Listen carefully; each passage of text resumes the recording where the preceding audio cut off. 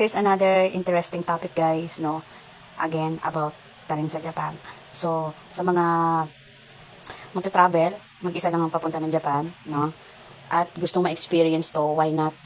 Pwede. Nga nang kailangan meron kang, anto dito, datong, gano'n pala yun, datong. Sa Japan, merong girlfriend for hire, girlfriend for rent, and boyfriend for rent. Ito lang naman yung, for example, me, nag-travel ako mag-isa. Then, interesting ako sa ganyang bagay. So, punta lang ako sa website, mga ganyan. Nandun yung mga info, yung mga contact number, pili ka. So, may meet up place, kung saan kayo magkikita. So, itong boyfriend for rent,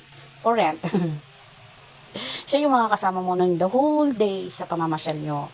Of course, dahil na for rent siya, gastos mo lahat. Yung time niya sa'yo sa buong maghapon, and then yung kakainin nyo. Okay? Kasi ikaw yung nag-rent eh. So, yun yun. Ganun din naman sa mga nagtatravel na lalaki at gusto nilang ma-experience ng ganito, yan. Pwede silang mag-rent ng girlfriend.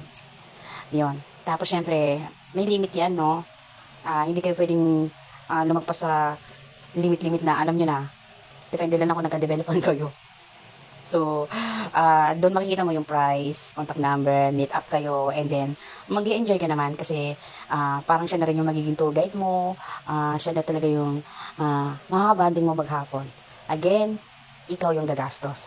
So, yan. For the experience, nakaka-exciting yung ganun eh, di ba? So, yun lang. Stay tuned for more interesting topic.